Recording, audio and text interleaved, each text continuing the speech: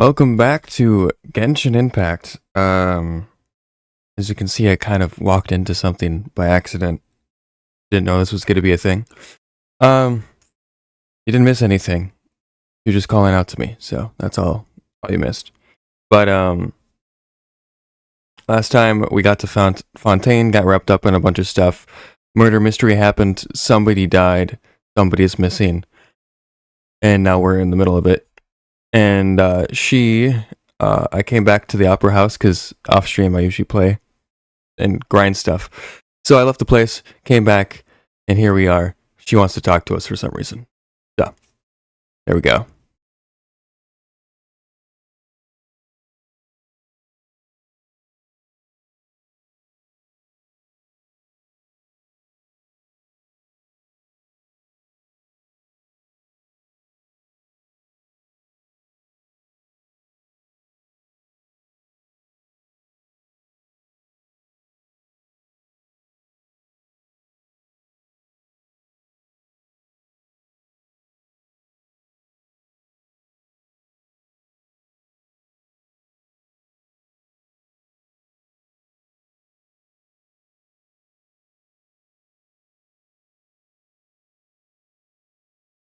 Cool.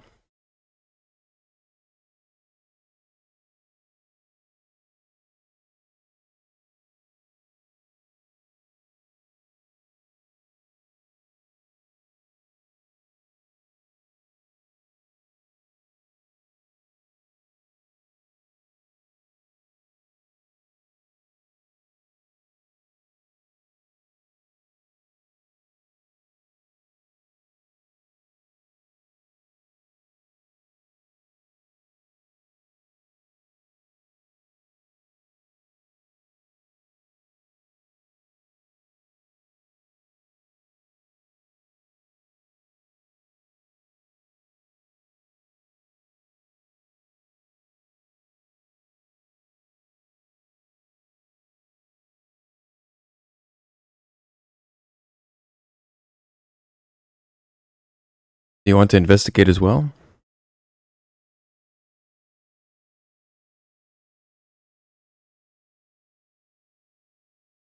I just realized that the game volume's not being captured, which is cool. Why? I don't know. That's nice. It was literally working right before I started the stream. I hate this. I hate OBS. I fucking despise it. I hate it. It's so dumb. There we go. Well, you didn't hear any of that, but you could read it. It's there. Anyway. Really? Back to the dialogue. Too. That's why we're looking for clues now. But how did you come to that conclusion? Intuition, naturally.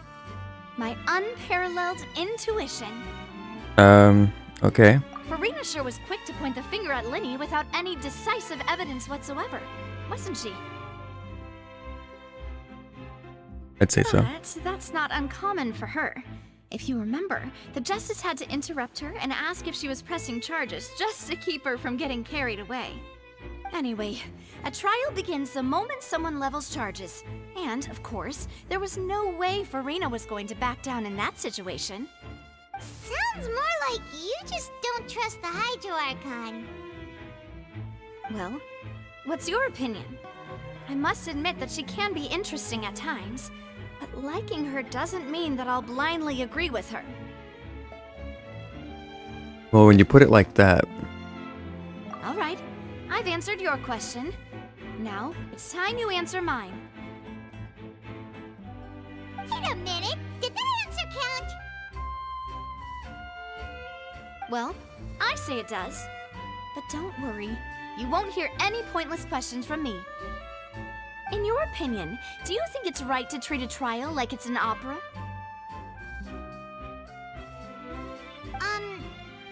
Well? Not always. And why would that be?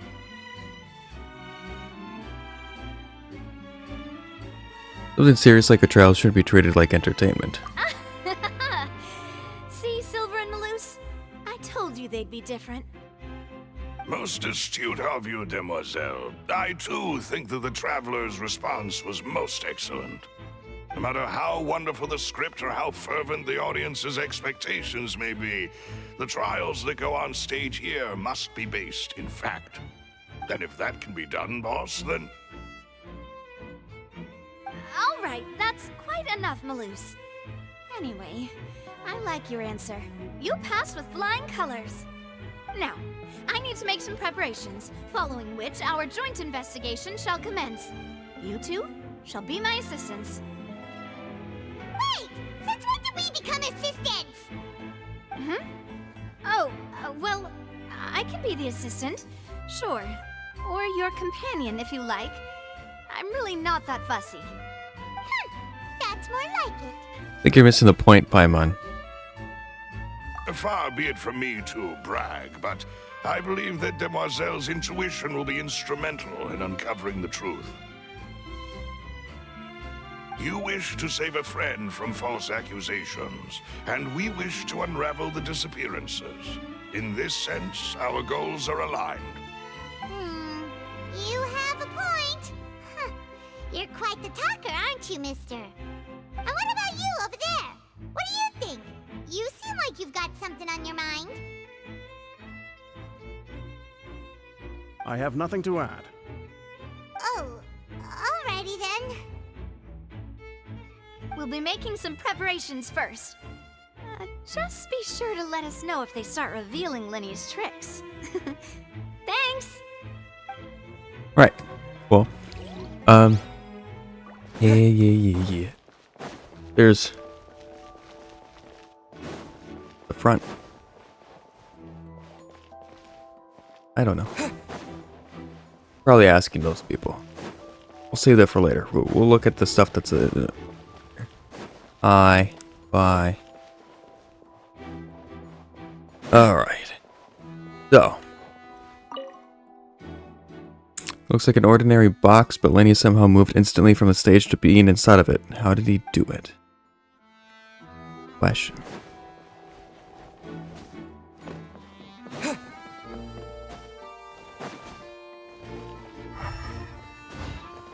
I have to use the stairs.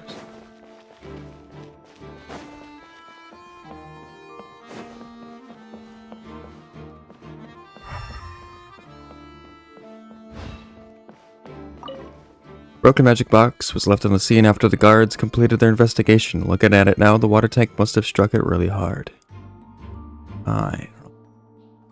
Where's the thing it was attached to? Oh, there.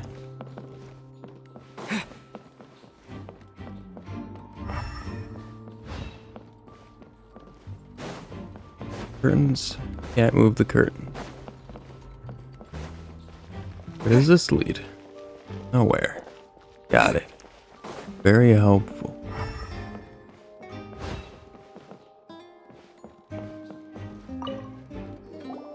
So this is the rope that broke and caused the water tank to fall.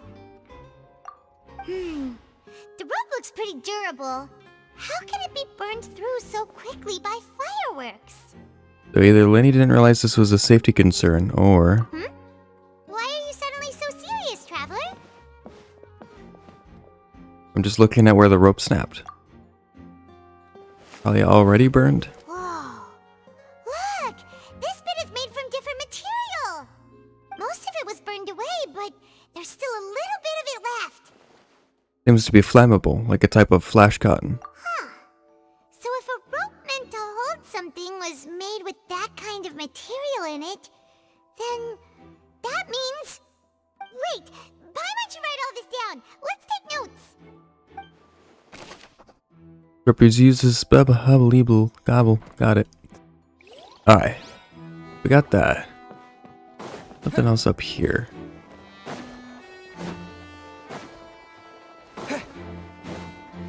Oh.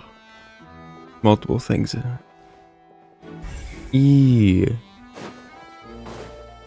didn't see that. Hi, Isildur.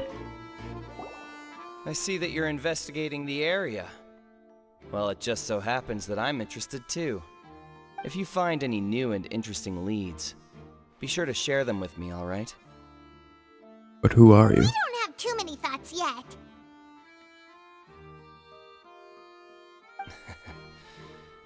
Then why don't I tell you my hypothesis first?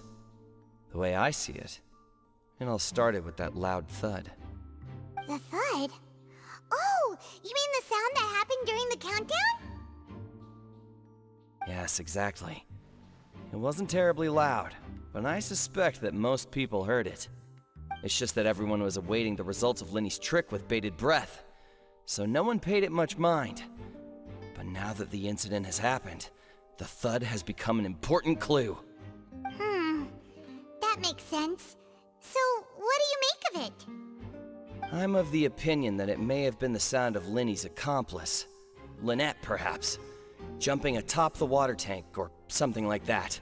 And when the pyrotechnics went off, she cut the rope, sending the water tank crashing down. Wait, wasn't the noise we heard too loud for that? Perhaps the balance wasn't right, leading to a particularly rough landing. Then wouldn't the water tank have started to swing a bit in that case? Oh, that's true. I suppose I must reconsider. That does remind Paimon, though. What was with that sound? Don't know. You'd have to ask Lyney that. Or Lynette. So me finding the rope didn't count as a clue? Quick.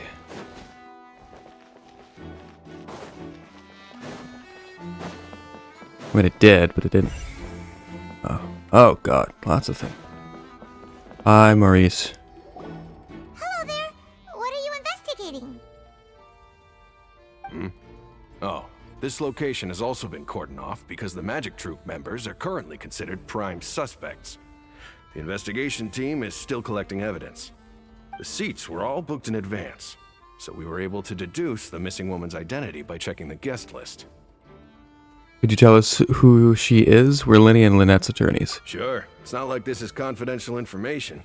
We will publish it later anyway when we petition the public to help us find the missing person. Her name is Halsey.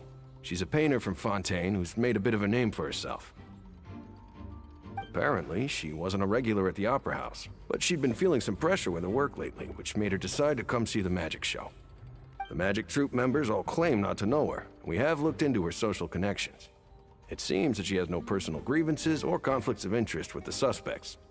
Simply put, she wasn't related to the Magic Troop at all, which matches the features of the previous serial disappearances. Were the victims of previous cases also chosen at random? That's how it seems to us, in any case. Apart from the fact that they were all young women of around the same age range, there really weren't any other connections between them. Okay then. Thanks for letting us know all this. No need to be so formal. If you do happen to see the missing girl, please be sure to contact us. Will do. It is of utmost importance that we get to the bottom of these disappearances. Right.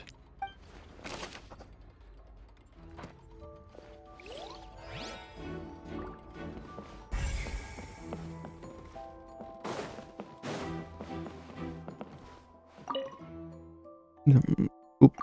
This is where the magic box was struck. If Kyle weren't inside the box at that moment, he might have dodged the falling water tank. I think I've done... Oh, I gotta talk to her. Hello, Quentin. Or him. The investigation team has some new findings. Turns out there's an issue with the random number selector after all. See, I told you. What if the machine picked some big guy's seat? You think the murderer would have still made his move then? Sorry to interrupt, but we're helping Lyney and Lynette with their side of the investigation.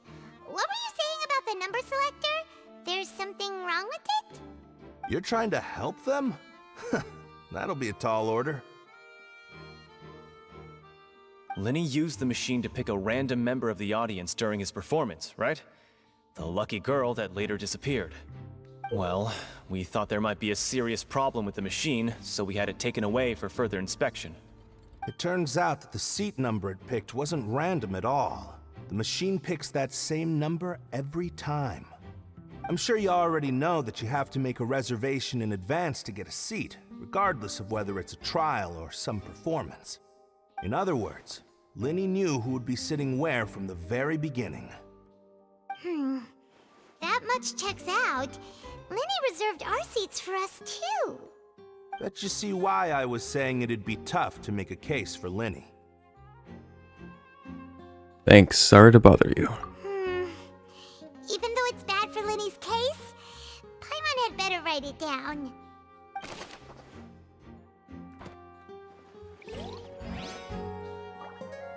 Alright. Go up to the front.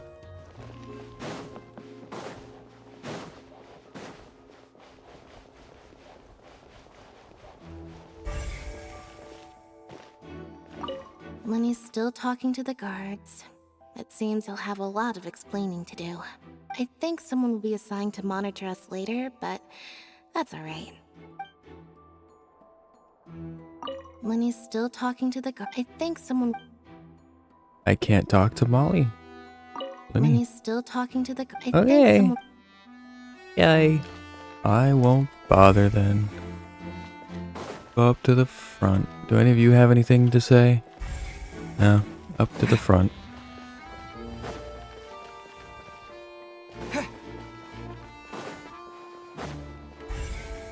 Hello. Sorry,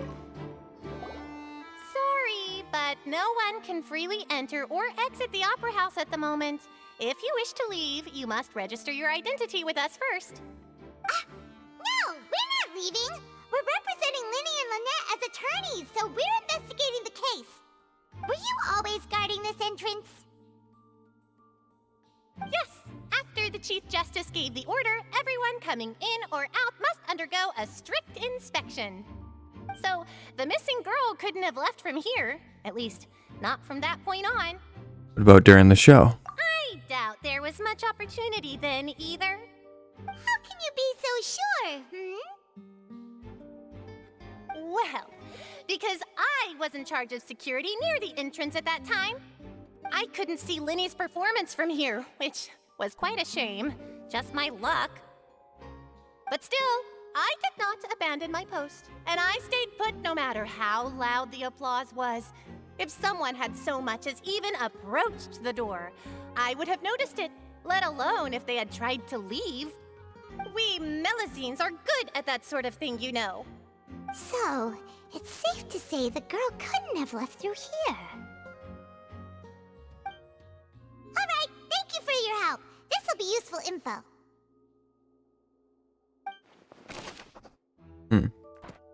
Right. We've checked everything of note here at the performance venue.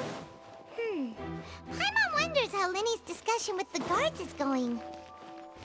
Let's go see, shall we? Oop. Understood. Then I will be going with you. Just so you're aware, I will be monitoring your actions and making notes as necessary. Very good. Thanks for being so agreeable. I'd pull a rose out of my hat as a gift for you if I could. You may spare the pleasantries. I'm just doing my job. You've arrived. Who's this? Me? I'm Spina di Rosula's guardian angel. If you've got a problem, I've got the firepower. Sorry, I got a little carried away there. Call me Navia. I'm a partner of theirs, and will be helping investigate this whole situation. And these are my companions. Would you mind if they join as well? Fine by me. Oh, new helpers? I would be most grateful. Well, let's just say we're tagging along. It's not every day you get to see the secrets behind magic performed on such a large scale. I appreciate your kind interest. Come with me. We'll be heading below stage.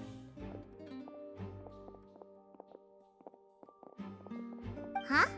Below stage? Yes, a world of secrets is hidden beneath this magic box, prepared specifically for this switcheroo trick.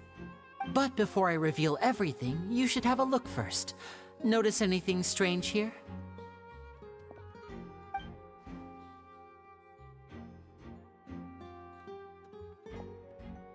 I'm not trying to be dramatic. Remembering the details of a trick will help you understand the methods used to perform it more easily.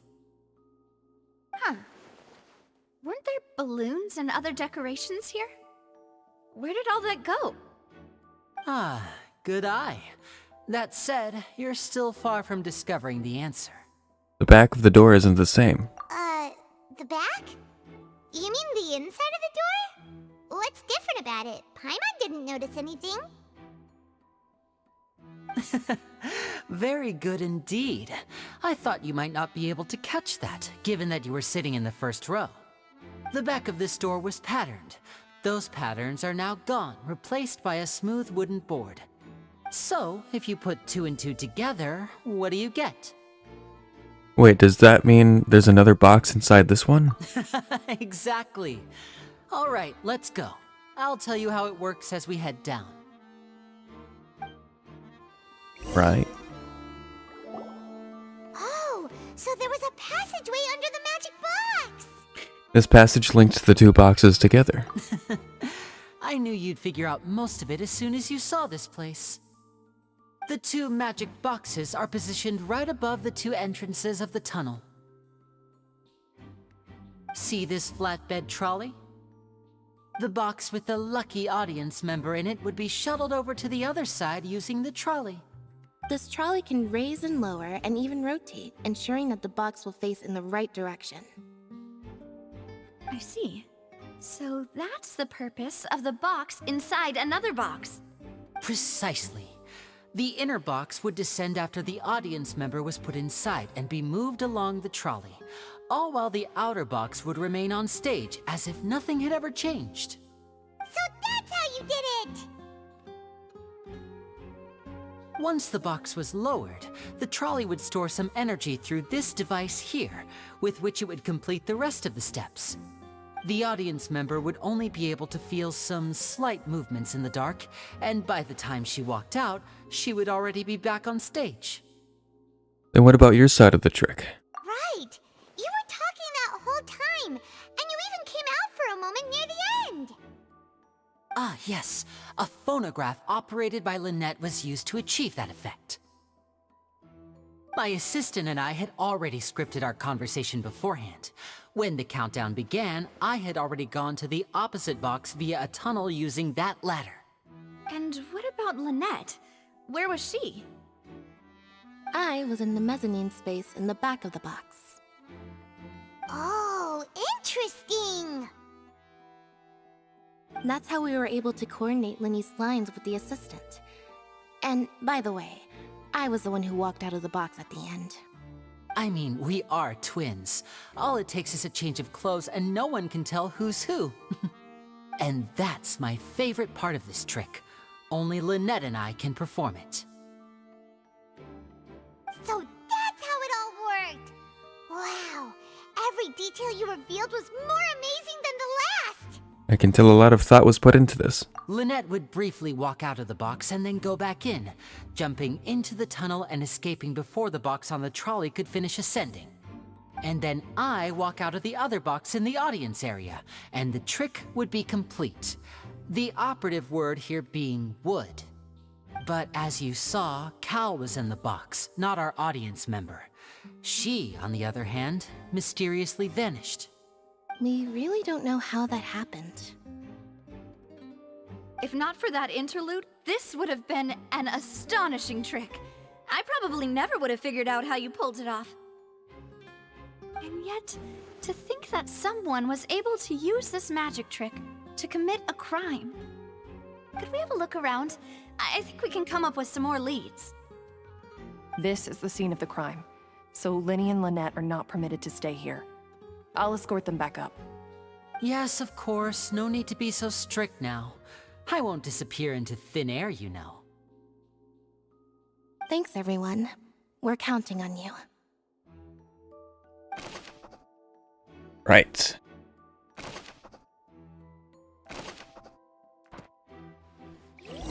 So, the escape route must have been down here somewhere. It should be the control device for the trolley. It seems to be able to operate automatically. So can I pull it? A ladder is required in order to return to the magic box above.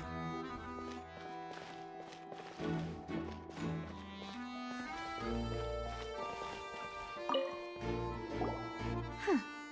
What's this? Grapple hook? Looks like a hook tied to the end of a rope. Huh? There's all kinds of odds and ends here.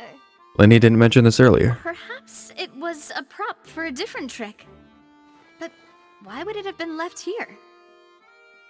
Whatever it is, let's make a note of it first. The croup.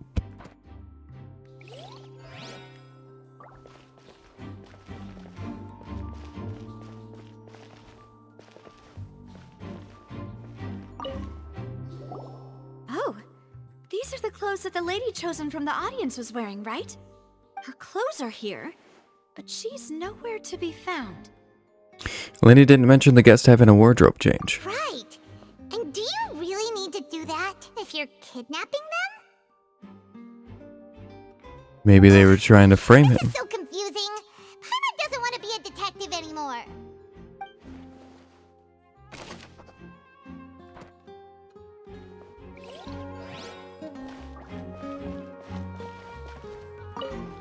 High precision is required to complete this magic show, and tracks are perfect for making the trolley stay on its designated course. Right.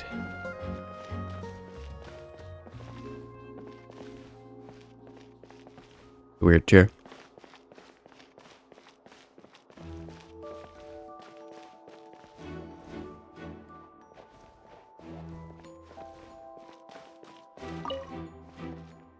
The trolley is crucial for transporting the magic box to the other side. The culprit must have used this to execute their plan. What's this vent? What is this place? Looks like a vent. It seems someone could fit through here.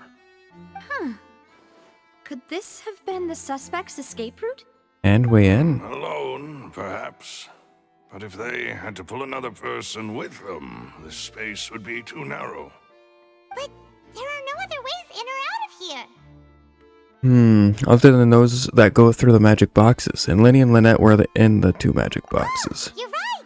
Let Paimon write that down.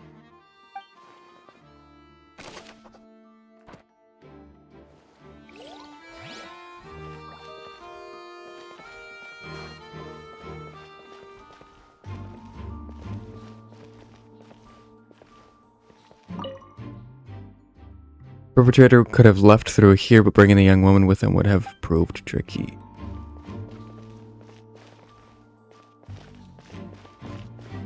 Ah.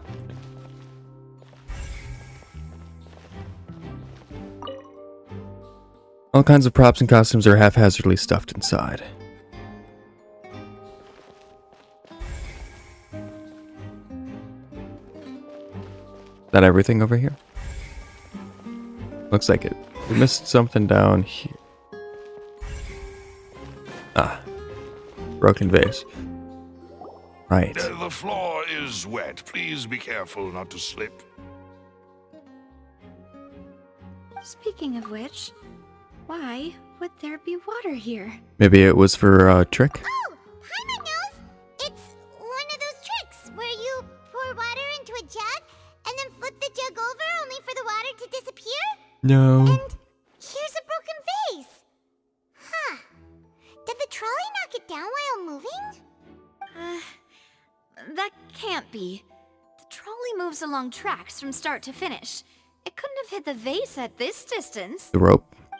Maybe. Let's note this down too and think about it later.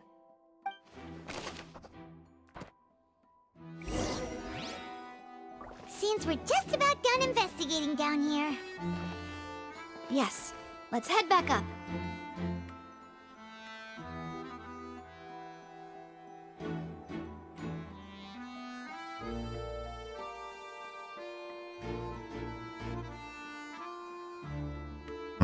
Alright. Back up we go.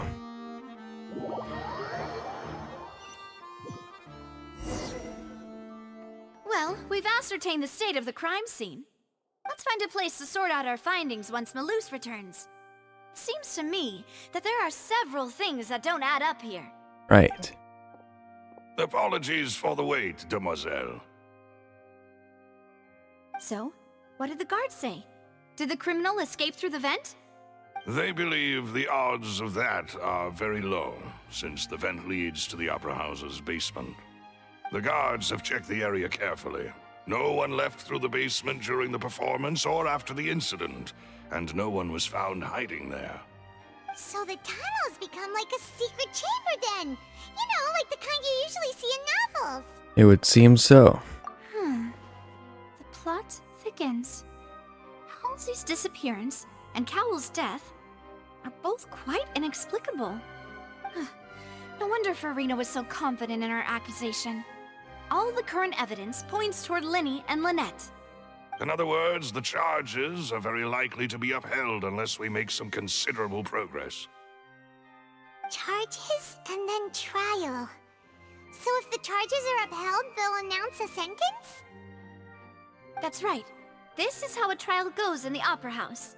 During the proceedings, the Chief Justice and the Oratrice will hear statements from both sides. The Oratrice will too? That's right. This is how indemnitium is produced. The statements from both sides, the defenses from attorneys, witness testimonies, and even the audience's emotions will all be projected on the Oratrice. To put it simply, it's as if the Oratrice has its own will, and is a judge in its own right. This also precludes any kind of favoritism on the part of the Chief Justice. And not that this has ever happened anyway. Fascinating. Once both sides have finished speaking, the Chief Justice will make his final decision. This, too, will be used by the Oratrice as a reference. Then, finally, the Oratrice will be consulted by officials. The result it returns is the will of justice itself. Huh? So that machine is the one that actually decides? Paimon thought Neverlet called the shots. In practice, there is very little difference. Both have always come to the same judgment, which is why people have great faith in the Chief Justice. Ah, yes, the guards also asked me to convey that none of us will be allowed to leave this place before the trial. Huh? Why? Because we've chosen to act as the twins' proxies. That makes us persons related to the case. They're concerned that we might be colluding with outside parties, or that we might find outside help to disrupt the case. And even if that were not so, it could prove problematic if we happen to spread key information about the case ahead of time. I'm ready to break out at any time. Whoa, whoa! There's no need for that! Paimon thinks they have a point. That said, are they providing food? Of course. I just hope you don't mind the lack of options. I'm afraid that catering to all tastes is not in the cards, nor is any guarantee of balanced nutrition. Now's not the time to be picky. In that case, let's just sort out our findings together here. Pity. I was hoping to take you to try some of Fontaine's famous desserts, too. I mean, what better way to properly think through our findings than over some tea and sweets? Huh. Breaking out suddenly doesn't seem like such a bad idea after all. Paimon. Just kidding! Just kidding! Paimon will still do her best, even if there are no snacks. What do you mean, no snacks? Of course we'll have snacks. If we cannot buy some, then we'll simply make some. Huh? Here? But how? Understood, demoiselle. Everyone, please come with me.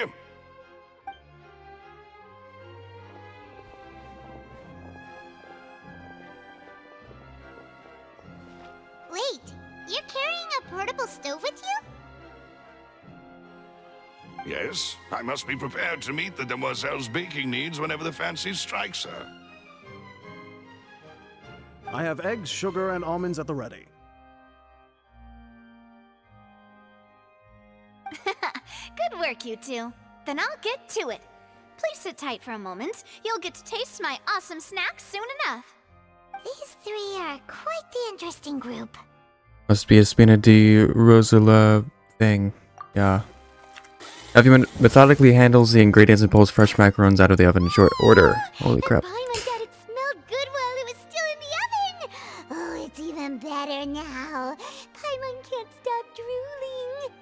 From the way you had these two guys carrying all that stuff around, Paimon thought you'd have them do more during the baking process. But you ended up doing the entire thing by yourself. Beating the egg whites, grinding almonds, everything. I was applauding. And I was giving encouraging smiles. That's not quite what Paimon meant, but okay. Paimon was just thinking, aren't you worried about getting your fancy dress dirty beating egg whites and baking like this? Well, I don't think it's carved in stone anywhere that fancy ladies can only read books, sip tea, ride horses, and play the piano. I just really enjoy making snacks. Don't underestimate beating egg whites, by the way. It's a real arm workout. You also need to beat them to just the right consistency, or your macarons will crack. Anyway, give these a try, fresh out of the oven. There's 3 for each of us. Only 3? Well, eating too many sweet treats might send all that sugar to your head. You wouldn't be able to think clearly about the case on a sugar rush, would you? Tea is ready to be served as well. This is Demoiselle's favorite, strong black tea with a floral fragrance that clears the mind and lifts the spirit. Thank you. Why don't you take a break as well? No need for concern. I'm merely doing as I should. Sure. All right then. Down to business. As Paimon mentioned previously, the tunnel seems to be something of a secret chamber. However, we can assume that Lyney and Lynette were not alone within it. Some criminal also occupied its sealed confines. The magician twins could have committed the crimes, of course, but they lack any logical motive. Exactly! Why would they do such a thing right when everyone was watching? So apart from the twins, we're left with 2 other people, the missing girl and the deceased. The flower vase and the thud we heard during the performance could indicate some altercation between Halsey and the criminal in the tunnel, resulting in the shattering of the vase, the discarding of her clothes, and her abduction. Perhaps the criminal thought that since she was chosen from the crowd, she would be too easy to identify if she was still wearing the same clothes. Paimon thinks that makes sense, but the real trouble is... Alright, hold on. Stay with me here. Cowell was his name? Yeah, Cowell. The assistant got in the box somehow, whatever. And was killed from the fall. But what if Cowell was the one that was trying to kidnap her? She pushed him into the box, and he got killed. That's the third, quote-unquote, person that we're looking for. There's not actually a third person. It was Cowell the whole time. Bam. Mind blown. No, I don't know if that's true or not, but just theorizing. There's no evidence that this third person even exists. True. None of the clues we found thus far Now where support she the went, existence of this I don't third know. person. But the only people left to consider are both technically victims, whether it's the missing girl, Halsey, or poor Cowell. Huh. Could Halsey have secretly made modifications to the magic props in order to murder Cowell before making her escape? But she had no way of knowing how the magic trick worked. That's right. And even if she had tampered with the setup, she would need to understand the entire trick to pull it off. Nor does she have any motive. The guards said that she has never had any dealings with the magic troop's members. Were we not thorough enough in our search? From the sound of things, this is turning into an impossible case. Your macarons are amazing though, Navia.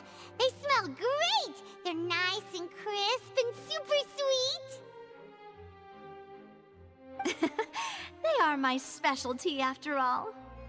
And I see you've already had 5 of them. What? 5? Oh, that can't be right! Paimon only counted 3! Honest! Please don't worry about it. At my age, a few less sweets might actually be a good thing. No. Being greedy is one thing, but Paimon knows how to count. Besides, Paimon knows that if she ate too many, then others wouldn't have enough. It's fine. If you ate them, you ate them. Wait, even you don't believe Paimon? How could you? If Paimon ate those 2 extra macarons, then may they turn into stone in her stomach! All right, we get it. Well, I suppose one of us might have gotten too engrossed in our chat and eaten them by mistake. No big deal. Malus, set up the stove again if you would. Huh? What are you doing? Making sure everyone gets 3 macarons, of course. Oh, there's really no need to do that. Exactly. We don't want to trouble you. As you wish, demoiselle. And I have the egg, sugar, and almonds. Well, this really is your hobby, huh? Navia does a second round of baking over the 2 missing macarons. However, the discussion that follows does not yield much progress. Well, that's it for snack time. I'm going to have another look around the area. I don't know what we're looking for yet, but we've still got some time. As attorneys, I suggest the 2 of you think the case over again. It would be awkward if you got all tongue-tied on stage during the trial. Alright, thanks for your help, and for the snacks. It was nothing. A small task for the Spina di Rosula. Silver, Malus, it's time to go. I'll be back if I find anything new.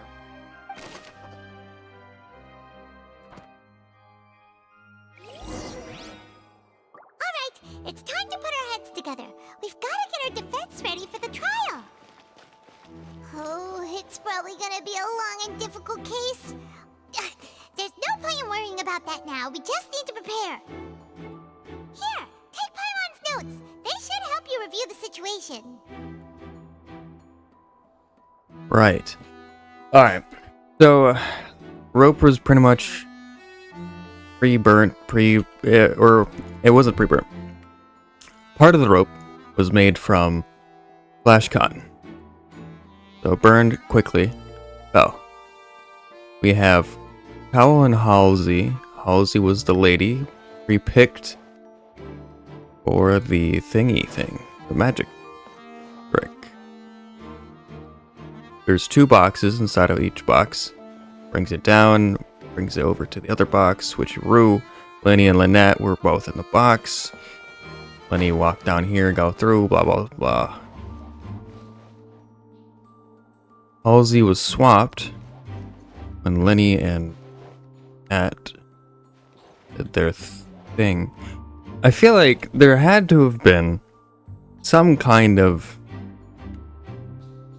overlap with Lyney or Lynette and Halsey somehow, unless what happened is that Lynette, whatever, while they were being swapped in the boxes, Halsey either got pulled out or came out. Grapple hook. Okay, hold on. Grapple hook. This is what I'm thinking. The grapple hook grabbed the box, stopped it. Possibly. Whoever pulled her out, got into a tussle, maybe broke the vase, or the grapple hook hit the vase. But it was on the other side of the room, so I don't know.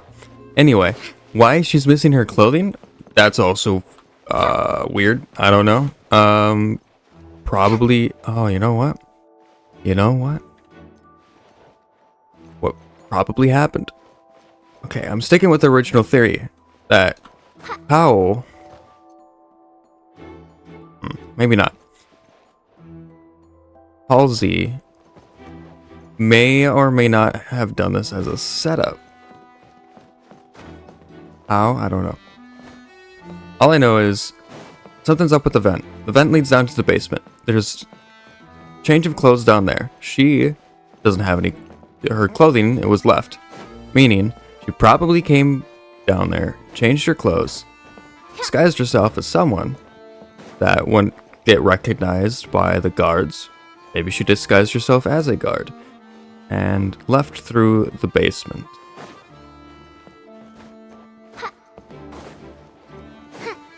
That's my theory. I don't know. Let's wait. 8. 8.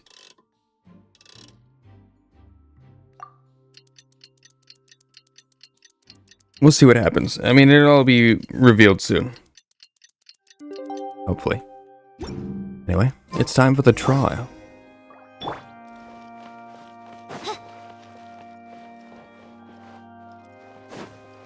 So... yeah, I don't know. I don't have any answers. What do we do? The whole situation is so confusing. I do have some thoughts, but let's take things step by step. Good plan. Impossible things don't just happen. We'll get to the truth one way or another. Just relax. Even if everyone else suspects Lyney and Lynette, at least we will be supporting them from the stands. Besides, I doubt Farina understands any more about what happened than we do. Thanks, Navia. Well, we'll be going then. Best of luck to you.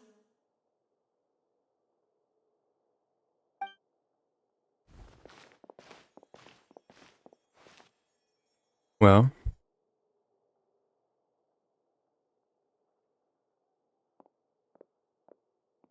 Ah, finally, you're back. Well, how did your investigation go? To be honest, you might be disappointed. No. We're already very grateful that you were willing to help. Well now, don't you all look disappointed. Don't tell me that your investigation came up empty-handed. That was to be expected, of course.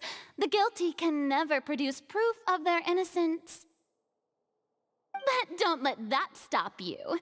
I shall be terribly disappointed should you, my most anticipated foe, concede so easily. just you wait. Since both parties are present, I declare that the trial regarding the magic show incident is now in session. Firstly, in order for the audience to understand the causes and results of the incident, could we please have Mr. Lyney explain the trick? Yes, of course. I will explain while Lynette demonstrates on stage. All the necessary items have been prepared.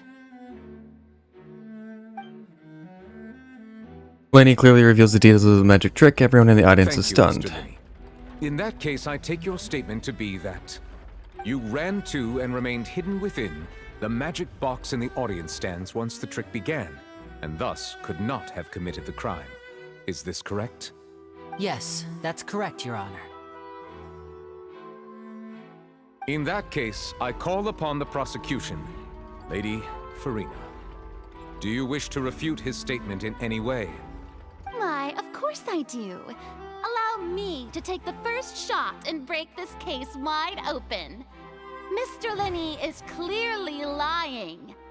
There is no way you could have been in the box the whole time if you were to abduct Halsey and murder Cowell. In fact, I'd say you were hardly in that tunnel at all. That is simply your hypothesis based on the presumption that I'm guilty. Oh, is that so? And if I may ask, what did you hear while you were inside your box? The roaring countdown of the crowd, of course. That's how I kept track of the time and built anticipation for the finale. And you didn't hear anything else at all? Nothing that might leave an impression of any kind? No, nothing. I see. But when the count reached 30 seconds or so, there was a thud. One so loud that I believe practically everyone heard it. Huh? Hey, hang on.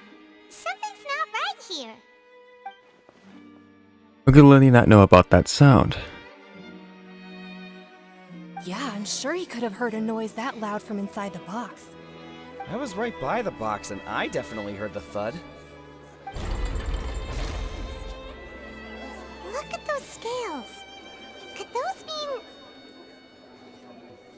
They probably represent the Orchis' stance on the trial. Well then, ladies and gentlemen, allow me to use the words of the magician himself. You never know what can happen in the blink of an eye. Indeed, it seems his alibi can also collapse in the blink of an eye. Of course, I have armed myself to do far more than smash your alibi. Confidence cannot go unfounded, and my foundations are rock solid. Tell me, aren't you and Lynette actually from the House of the Hearth? The House of the Hearth? They're Fatui? No wonder they did something like this. So the serial disappearances were the Fatui's doing. Now it all makes sense. I've got a feeling that what happened on stage probably wasn't just an accident. That's irrelevant. Our identities have nothing to do with what happened. Indeed. Then perhaps you could tell us everything that happened during that 1 minute. Your first priority is to prove yourself innocent after all. I'm sure there is little that needs to be kept secret now. Unless your script already has holes in it. The Outlander is speechless. My, oh my, don't they look flabbergasted? Now comes the infighting and discord, I suppose. This was almost too easy. Good thing I made all those preparations. Seems the all-nighter I pulled last night is really paying off. Hey, Lyney, why didn't you tell us this before? Lyney and Lynette are Fatui. Order! Order! Mr. Lyney, allow me to re-establish the facts.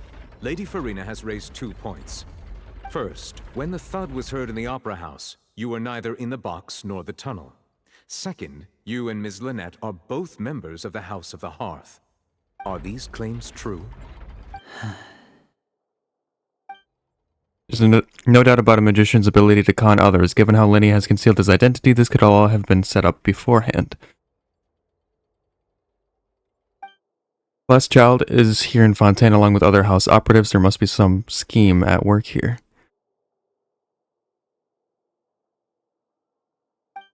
I've been a victim of such schemes before, and now... Please answer my question, Mr. Lyney. I'm sorry. Yes, they're true, Your Honor.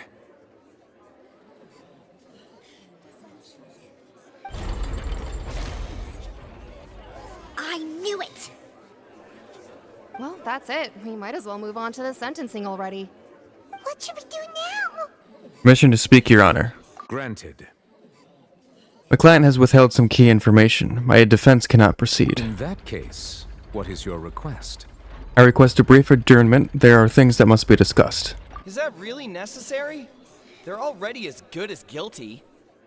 The defendant deceived their own attorneys. What is there left to discuss? Order! Order, I say! Your request is reasonable, and we shall adjourn. This trial will reconvene in 1 hour. So you would stick to Mr. Lyney's defense even after knowing what you do now?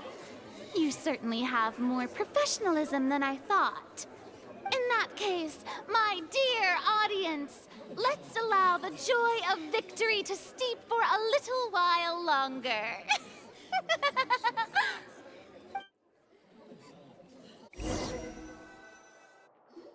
While court is adjourned, you meet with Lyney and Lynette backstage in the Opera House. They didn't lie to us, they just withheld information. Which is still not good, but you know. This is awkward. I didn't think the Hydro Archon would dig all that up.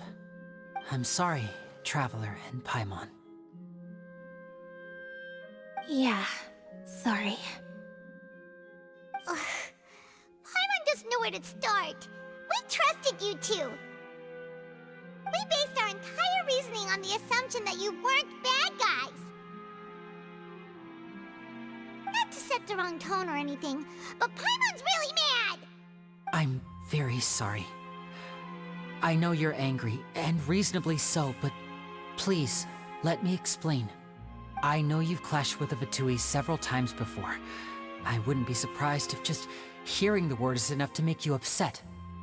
But our organization is very, very large, and the Harbingers have very different personalities and goals. Right now, we want to save people. As many as we can. That's right. I'm sure we're on the same page when it comes to this nation and the disaster that its people might face. I knew if it weren't for our respective identities, we could become good friends. That's why I didn't wish to flat out lie to you, but chose to hide some details instead.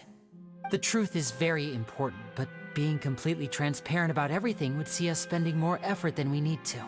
How can we know this isn't all just another lie? Right. So, you be the judge. Heck, if I were you, I fear that I'd even struggle to trust me at this point. You met a Fatus who works as a magician, a trickster by trade. All by coincidence, too. But still, I'm asking you to trust me. I am no criminal. At least, not in this case.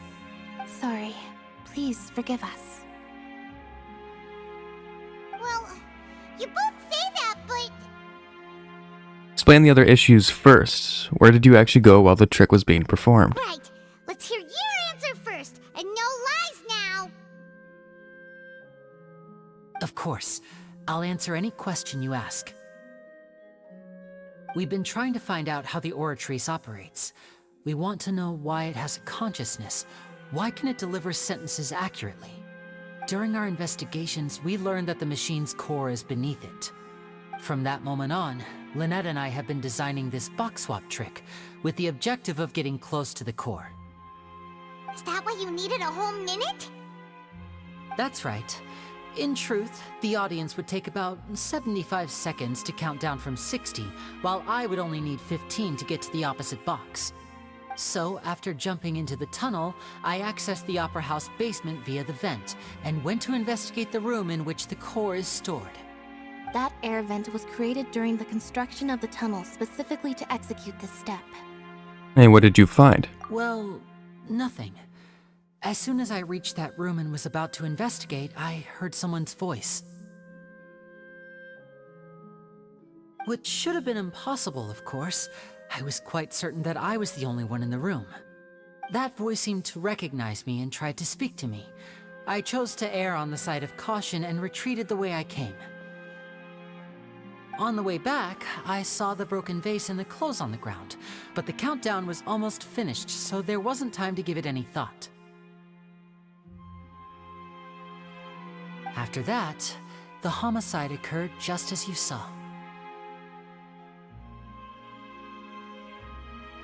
Well, that explains why you didn't hear the thud. Well, why do you want to understand the Oratrice? How the you know what I said. We must know all we can about this nation's secrets in order to deal with that prophesized crisis. That's the only way we can save everyone. So, there you have it. The whole truth. I swear, I didn't hide anything from you this time. It was never my wish to proceed under this cloud of mistrust either. But like I said earlier, you can be the judge. If you want to leave because you don't trust the Fatui, there's nothing I can do to stop you. Well, Traveler, you decide. Paimon will follow your lead however you choose. I believe in the facts. I'll defend you from these charges. I believe that judgment will be dispensed as it should. Okay, thank you. Thanks for giving us a chance. The current problem is that the scales are tipped pretty badly against you two. If we want to refute the Hydro Archon's accusations, we're gonna need a seriously watertight defense. Actually, we already have the key evidence we need. Huh? The adjournment's almost over. Let's go back. Oh, Paimon thinks she gets what you mean. I mean, technically, he still wasn't. He still has an alibi. Still wasn't there when the crime was committed. So, there's that.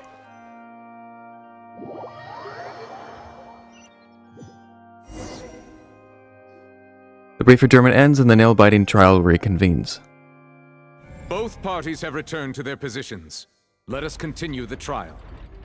When last we left off, Mr. Lyney acknowledged the new evidence presented by Lady Farina as fact. Therefore, Lady Farina may continue stating her reconstruction of the events. Ugh, that took long enough. Now then, if everyone would lend me their attention. At this stage, let's revisit that scene from Lyney's perspective. Based on the opposition's accounts of events, you can identify loopholes in their statement. Use evidence and clues obtained during the investigation to refute any erroneous assertions of fact and replace them with new inferences.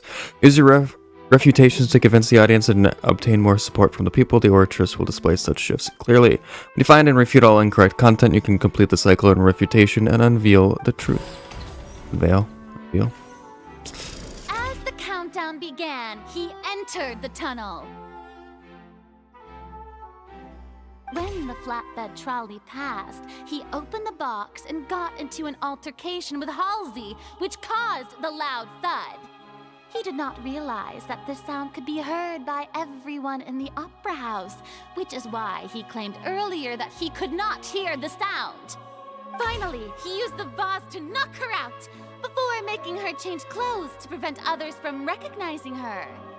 At this time, Cowell arrived in the tunnel, having heard that strange noise, and caught Lyney red-handed. So Lyney proceeded to knock him out too before stuffing him into that box. Afterward, Lyney passed the unconscious Halsey to his accomplice through the magic box in the audience stands, before operating the devices such that Cowell's death would be ruled an accident. And there you have it. That's the truth behind what happened. Does the defendant's side have any objections to Lady Farina's description of the events? The key to refuting Lady Farina is the order of events, what Lyney experienced, and what he saw.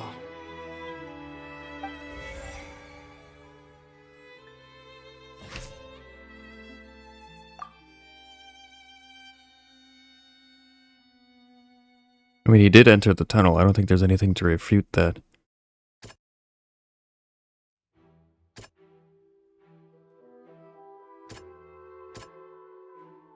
So.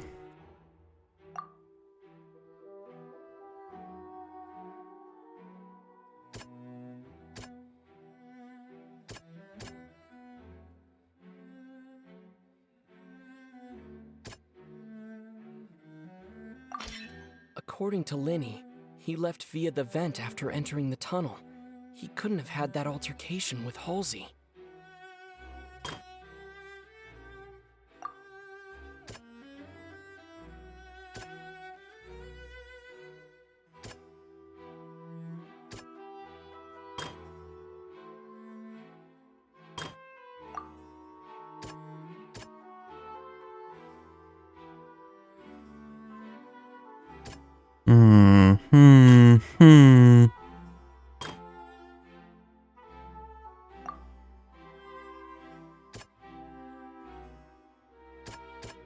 The voice.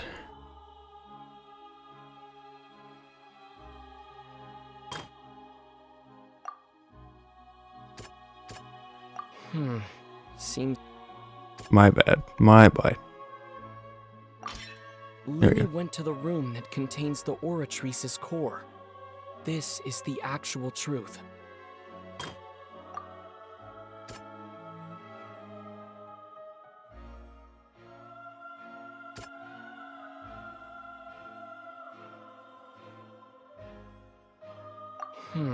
No.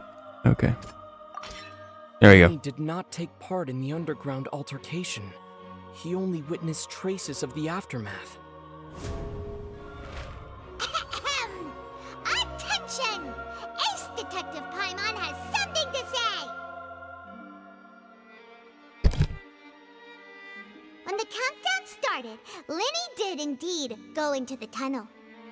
But he immediately used a vent to access the Opera House basement, which is where the underground core of the Oratrice is stored. Once he reached that area, he heard a voice in what should have been an empty room. Since he felt something was amiss, he returned immediately. The crime scene had already developed by the time he reached the tunnel again, and in order to complete the magic trick, he did not remain there for any length of time. Finally, he reached the surface, and that was when the accident happened from his point of view. Therefore, he's innocent!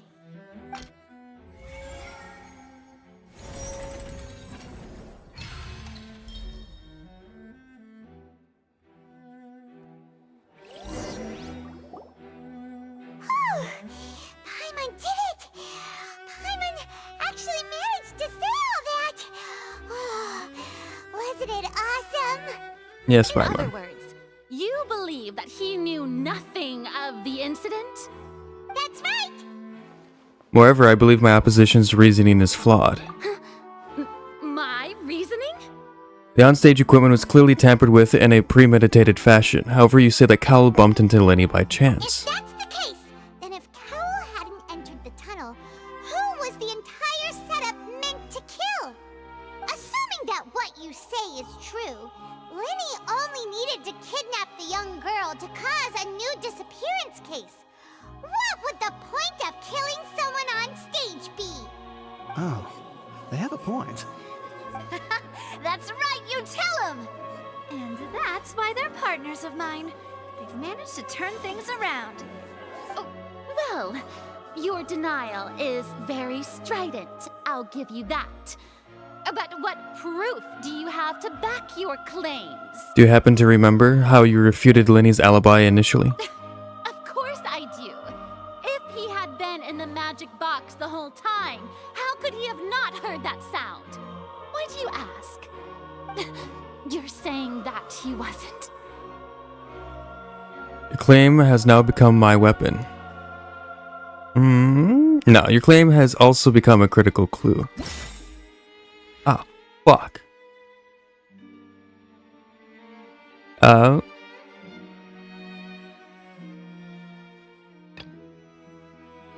Irrelevant.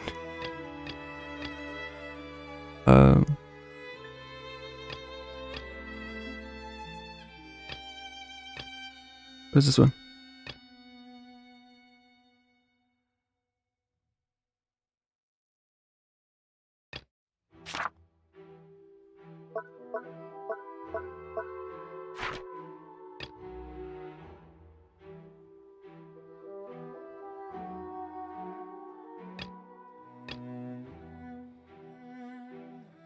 Yep.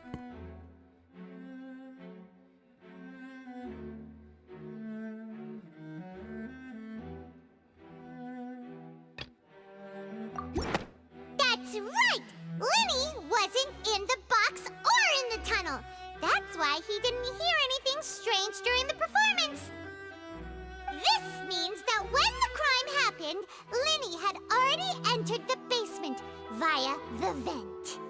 The same clue you used to disprove his alibi has now become the best proof! How do you like that? Well played. To think you'd use such logic. Well then, if it wasn't Lyney who committed the crimes, then who was it? The murderer was. Click the gear icon of. Okay. Yay. Guards investigate report in case that the fireworks released near the end of the show ignited and burned through the rope suspending the water tank above the stage has caused the water tank to fall and kill Cowell. The box below. If Lyney is no longer under suspicion, only the other members of the troupe would have been able to tamper with the pops. Lyney gave a detailed account of how the trick was supposed to work by using a box inside a box. The idea was for the box containing the audience member to be transported across via a tunnel underneath, and Lyney himself would also use this tunnel to get to the other side. Having changed her outfit, Lynette and her assistant would take charge of on-stage interactions. The clothes belonging to Halsey, the lady who went missing, were found in the tunnel. The reason for this remains unknown.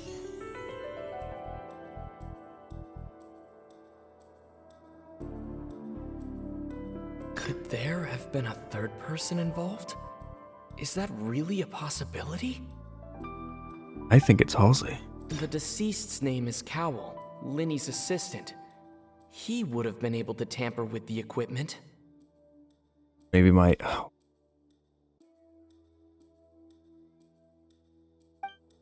It's either Halsey herself or Cowell. A lot of it makes sense if it was Cowell. Maybe what happened. Let's go through this. Cowell trying to kidnap her. They got in a tussle. Maybe not kidnap her, kill her. Maybe he was trying to kill her. And they got into a fight. She pushed him in the box, and that's where he got killed. And then she might have been in the basement? Halsey is the missing person and an ordinary audience member. Or did she have her own scheme all along? The deceased's name is Cowell. Halsey is the missing person. No. So it wasn't? The deceased's name is Cowell. So it is Cowell. Okay.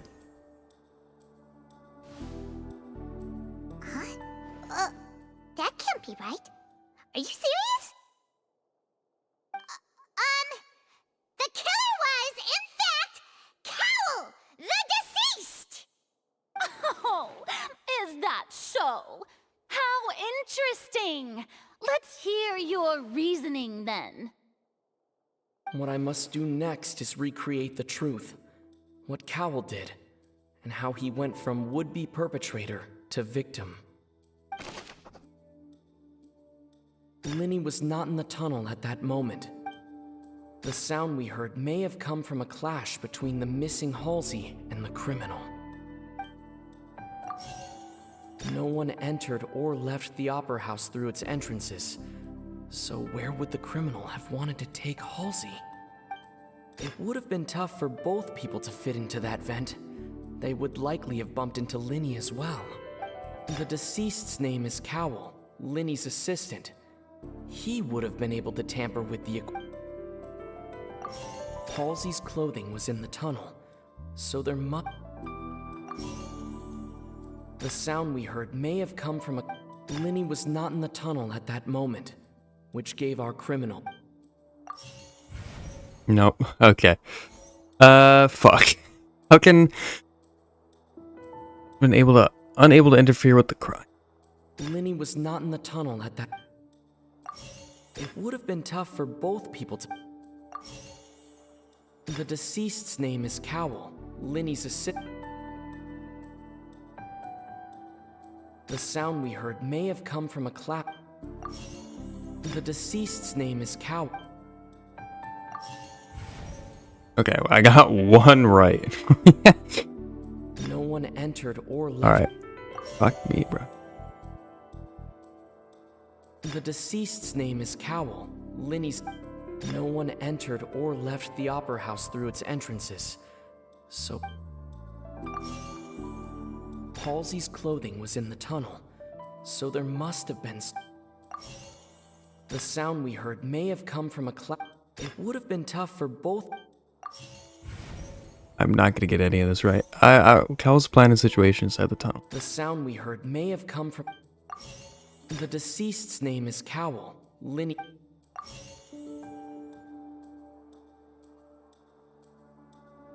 Halsey's clothing was in the tunnel. There we go. Need to keep clicking. No one entered or... There we go. That's wrong.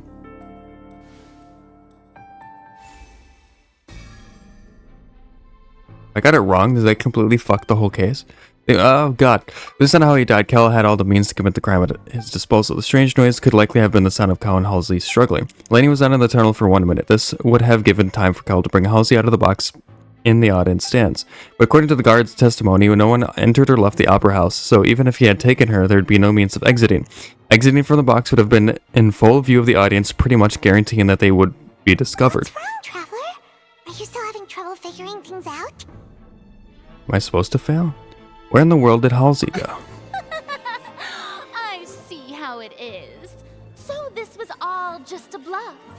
And here I thought you had something to show for it. But it seems you're still far from the truth. Still missing something. Unless Halsey went into where Lyney was. Since we're at a dead end, why not consider a different track? Just like the trick as it transpired, the end result must have been utterly different from the magician's initial design. If only we knew how Halsey disappeared. Well, that would be nice, but the tunnel only has 3 exits, and none of them seem very likely. Unless she never left. And it's not like this is a magic trick where you can just make a real-life person disappear. You know, like you did from that water tank, Lynette. Magic. Escaping from the water tank. Wait, could it have been the water? Excuse my interruption, dear opponents, but do you not see that the crowd is growing impatient? There is no greater sin in this opera house than an awkward delay in the performance. God, I don't have auto on.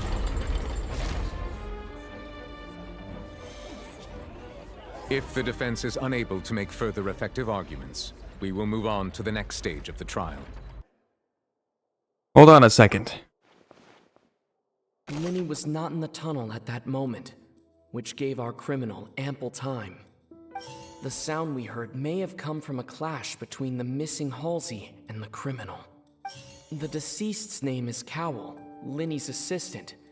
He would have been able to tamper with the equipment.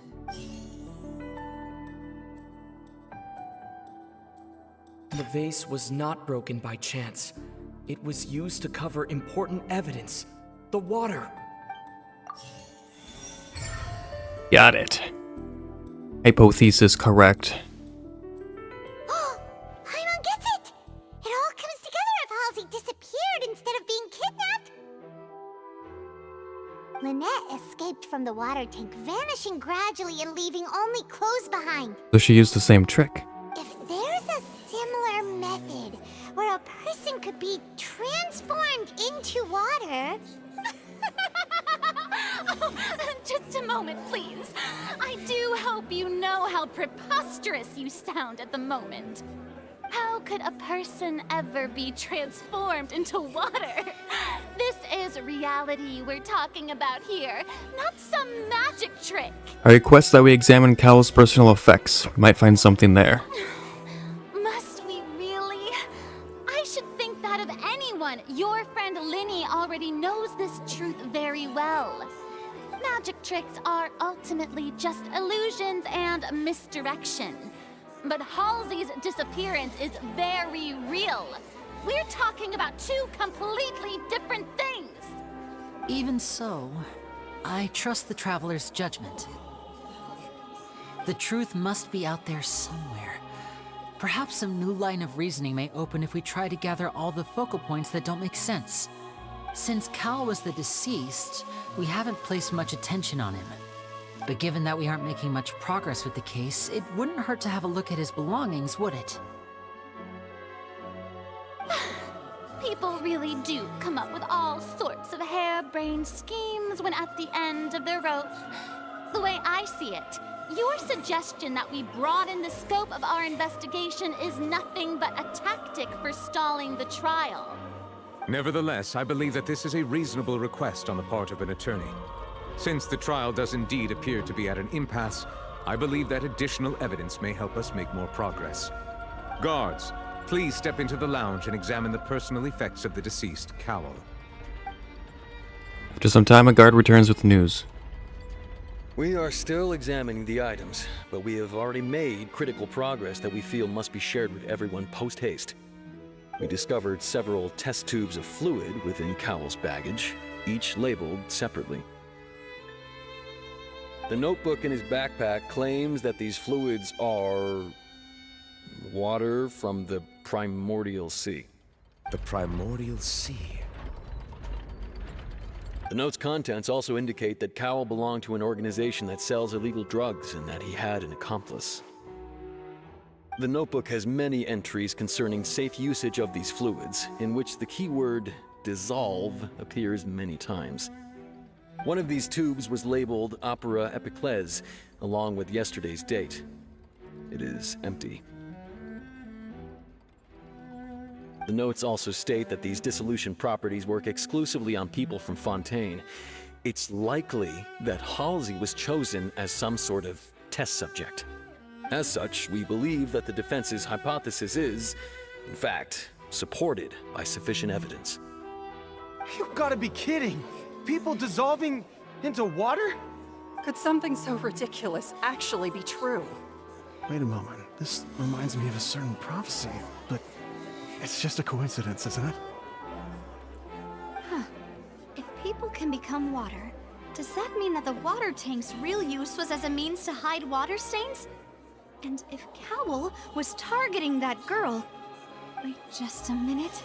Could that mean... You two, with me, quick! Demoiselle, wait! What about your partners? Let's go. Just trust me.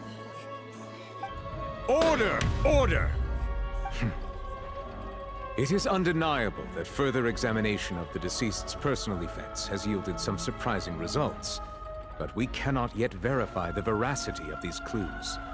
Still, let us assume that these clues are indeed authentic, albeit with the understanding that Ms. Halsey has yet to be found. Guards, please continue examining the items along these lines. Mr. Lyney, it appears your hypothesis is supported by the evidence, so please continue speaking.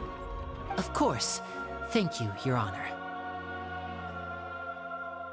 If we uphold this hypothesis, I believe that many of this case's seemingly unrelated clues can be connected together. Right! Like the metal hook! That one didn't make sense at all. Let's think about this. Cowell's methods must have something to do with that water from the primordial sea.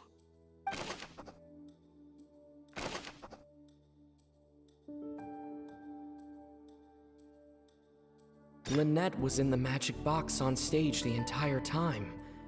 Did she have something to do with this? I remember there was something else within the inner layer of that box. The deceased's name is Cowell, Lyney's assistant. He would have...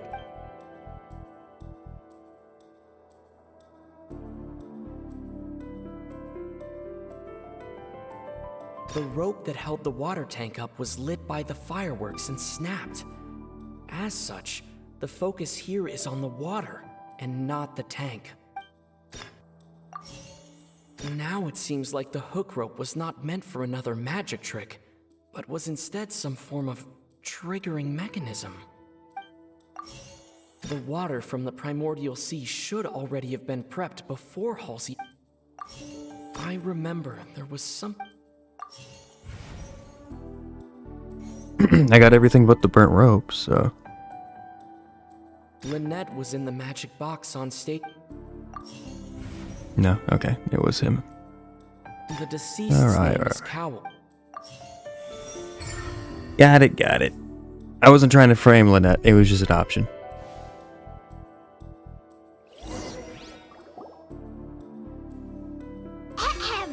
It's Ace Detective Paimon's time to shine again! In the original plan, Cowell would tamper with the water tank rope and the number selector securing his target. When the magic box containing Halsey was lowered, the metal hook would retract gradually and pierce the balloon at the top of the box. When the balloon attached to the box popped, the water from the primordial seed inside it would pour down and dissolve Halsey. Afterward, Cowell would enter the tunnel and break the flower vase to conceal the water inside the tunnel, with the remaining evidence being covered up by the water tank on stage. But he encountered something unexpected in the tunnel and wound up being fatally hit by the same water tank he meant to use to cover his tracks. Huh. That does make sense. That actually links together a lot of the more confusing pieces of evidence.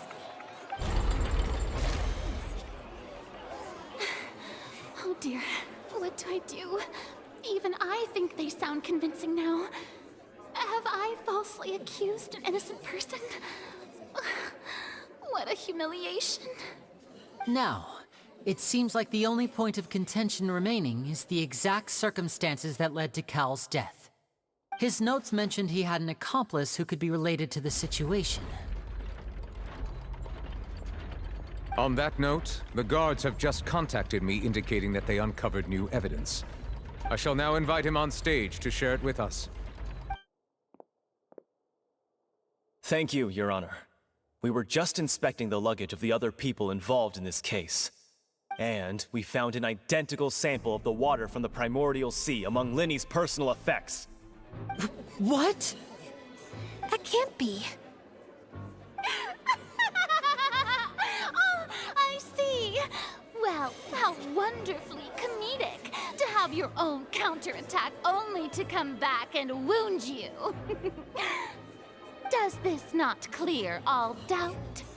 My dear citizens, my loyal audience, allow me to present my reasoning and bring this performance to a swift close. Fuck. Lyney did not need to take part in the dissolution of the young woman at all. Indeed, he did leave the scene via the vent. Having made modifications to the props beforehand, his accomplice Cowell then caused Halsey to vanish using the water from the primordial sea. But upon his return, in cruel avarice, Lyney desired sole credit and prepared to do away with his partner in crime. Ultimately, he knocked Cowell out, and the tool meant to cover the crime up also became a murder weapon. Now, as much as I regret having come to such a viciously straightforward conclusion, it does seem that the famed Fatui is quite the cold-blooded and ruthless organization. Am I right, Mr. Lyney? We've used up all the evidence we collected. There's no way for us to make a rebuttal here. Is this the end of the road? No, there's gotta be something. Oh no. Paimon can't think of anything either. It doesn't look like there's any way around this. Seems using the water as new evidence was too good a move. Why did this have to happen now? I think we've all seen enough now, and we have ample witnesses to my flawless reasoning. I believe this is indeed the finale. Now then, my good, noble Chief Justice, should we not, in your view, move... Excuse me, everyone, but I must interject. Miss, I must ask you not to shout, and to respect the ongoing legal proceedings. Oh, come on. Don't be hasty. I have a good reason for interrupting, you know. Now, would anyone here like to take a little break from all this debate and see a little magic? I'll show you an amazing trick. One that can bring a young woman who has disappeared back in the flesh, right before your very eyes. Please, do the honors, Mr. Lyney, if you would be so kind. What in the world is she saying? No offense, miss, but miracles like that are beyond my scope as a magician. Come on now, don't be silly. Magic is all about misdirection, isn't it? It often conceals the truth while presenting a fascinating illusion. But once everyone believes the illusion, can't magic reveal the truth to them once again? And wouldn't such a trick be the most marvelous finale to today's performance? Come on, Lyney and Lynette, give it another go. Don't worry, Spina di Rasula has made the necessary arrangements on your behalf. But as the magic makers and stars of the show, I think I should leave the final performance to you. I understand.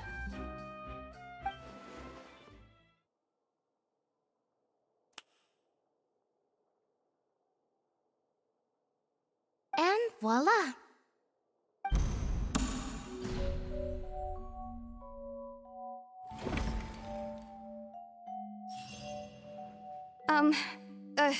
Sorry for the interruption. Wait, isn't that Halsey? So the whole thing about people dissolving wasn't true after all? To be clear, I'm only here because this person told me that if I testified, the merit of doing so would lessen my sentence. I was hiding outside this room listening to the proceedings because I was afraid that I would be the one put on trial. I was just feeling happy that no one had noticed me, and then before I knew it, she caught me. That'll teach you to underestimate us three. Where should I begin? I'm sorry. It was her. I'm the It one was who her. killed Cowl. I admit it. What? Why? Firstly, my name isn't Halsey. It's Lillian, and I'm originally from Mondstadt. I heard that Lyney's show was gonna be a real thriller, but I missed the chance to buy a ticket, so I stole one. That's how I make a living. I steal stuff here and there, and I'd never been caught before. But I was noticed at the harbor a few days ago. I knew it was barely her. got away. I fucking knew it was Lyney her. the one who caught God me in damn the it. act. Hey, no wonder you look familiar. So you were the thief. Lyney even mentioned that you were pretty skilled. Well, and I thought that would have been the end of it, but then the number selector chose me. He even mentioned the Fortress of Meripede. That's a prison, isn't it? So you can imagine how shocked I was. I thought he was onto me for sure. So I played along with the show while looking for an opening to flee, but then I got water poured on me for no reason, and then someone jumped into the tunnel to nab me. I wasn't going to take that lying down, so I knocked him out and stuffed him into the box. There was nowhere to run from there, though, so I had to change my clothes and hide in a box containing performance costumes. I slipped out after the first guard arrived at the scene and continued hiding inside the opera house. Can a person even hide in there? That was one of my theories as well, that they're still here. If they're a practice hand at concealment, probably. A professional thief could make it work. But I swear, I didn't know that the water tank would fall down. Really, I swear it. Had I known that, I wouldn't have put him in the magic box. I may be a thief, but I'm no killer. Well, that makes everything pretty clear now, doesn't it? Yeah, now it's time to refute the Hydra Archon's previous reasoning. This time, we need to tell the entire story from Lily-Ann's perspective. Lily-Ann.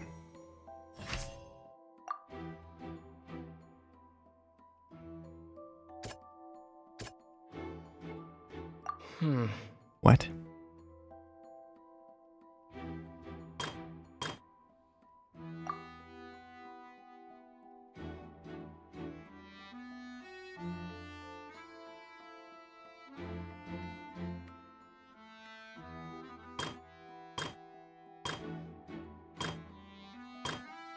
Right. What's this?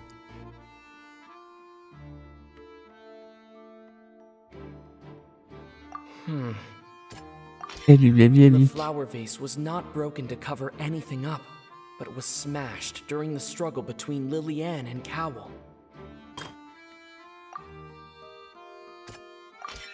Lily-Ann was afraid that she would be recognized if she left, so she changed clothes and hid, biding her time. Just what one might expect of an experienced thief.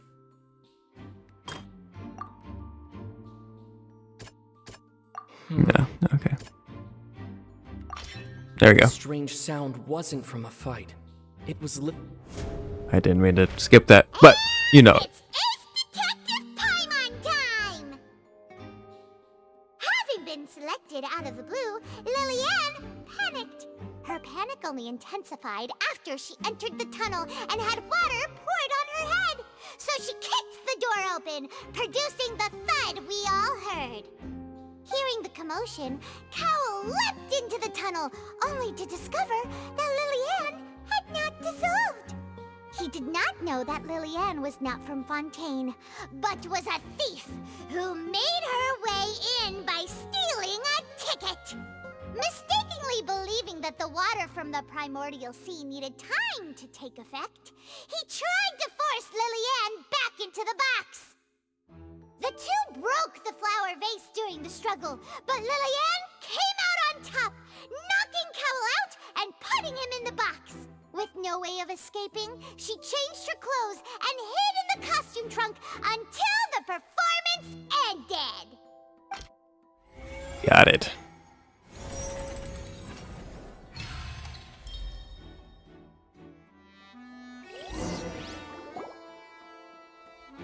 She knew that she would have to go through guard inspection if she tried to leave afterward. So, she has been trapped in the Opera House these last 2 days. She had already become desperately hungry by the time we were chatting over macarons. So, Yes. she swiped 2 of them right under our noses. Talk about a sneaky thief. At this point, all the events that happened in the tunnel have now come to light. Ah, so that's the whole story. Bravo! Bravo!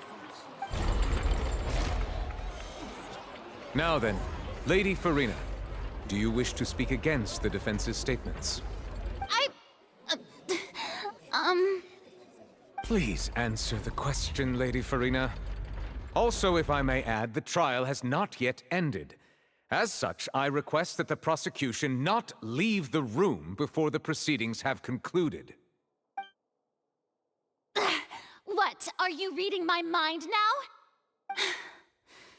No, I have no further arguments. I admit defeat. But really, could you at least have left me with some dignity? Wow, look at that!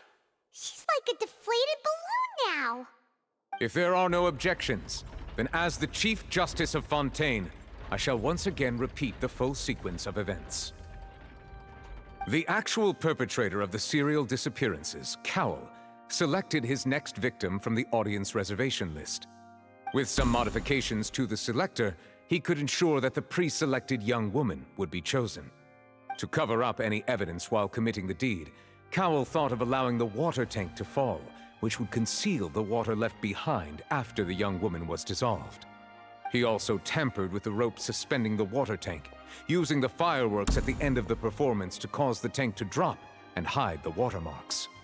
He poured the water from the primordial sea into a balloon during the preparation of the magic box and stuck it to the box's lid.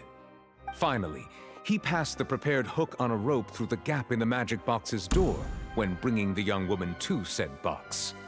When the magic trick officially began, the box containing the woman was lowered into the tunnel, tightening the hook rope and bursting the balloon containing the water.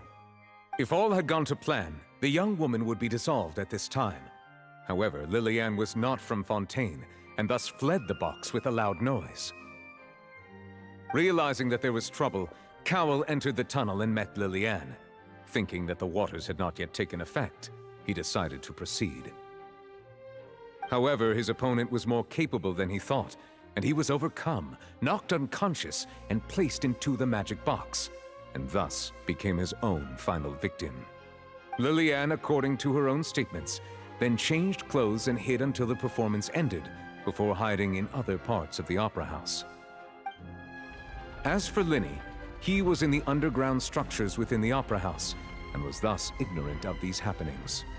From this reconstruction of events, we can conclude that Lyney, the accused, is in fact innocent. While there is much in Lyney and Lillian's conduct that should still be investigated separately, this case, at least, can be handed over to the Oratrice to make the final decision.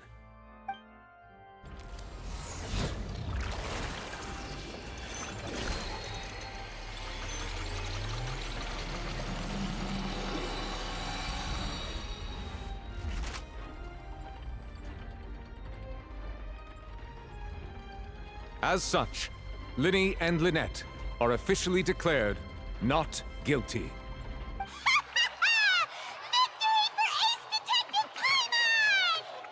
Great work, partners.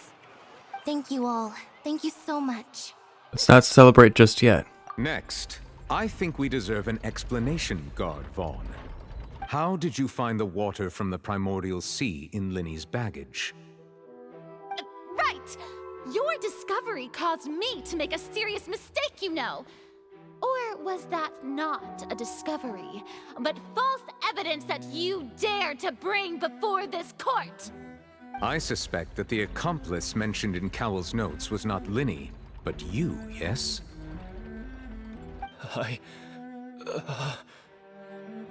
I'm sure you know what you must do to lessen your sentence.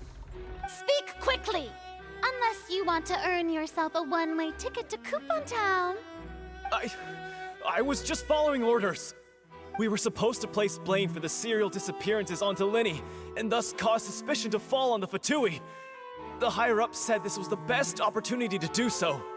And now that your plan has fallen through, and the secrets of the water have been revealed, you have become a liability to said higher-ups, yes?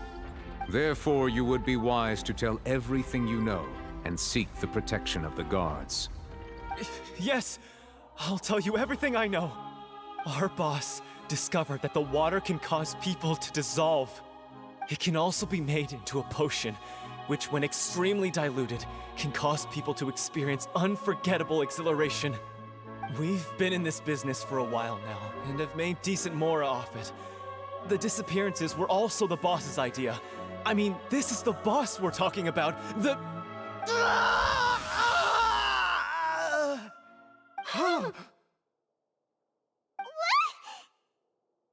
You turned into water.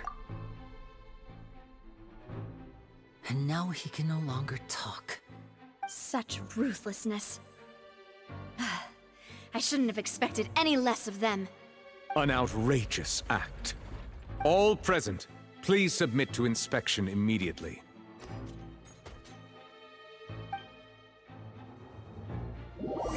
However, nothing is found on the scene apart from the liquid left behind after Vaughn dissolved.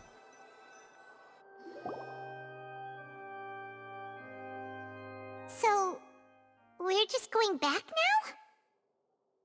Problem seems to have been solved for now. We're not needed here anymore. That's true, but...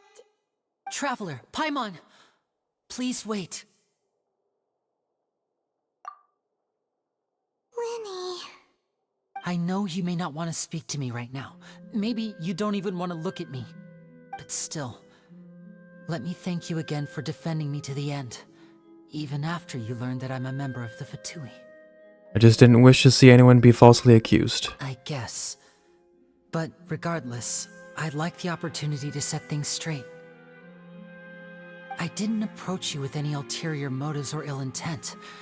I've spoken to you as myself, just plain Lyney this entire time.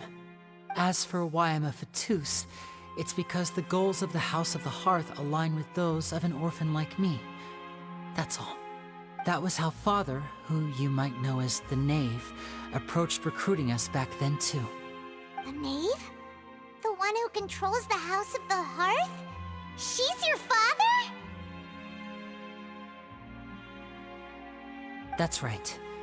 And since we're here, I was wondering, would you mind hearing a story? It's about my past.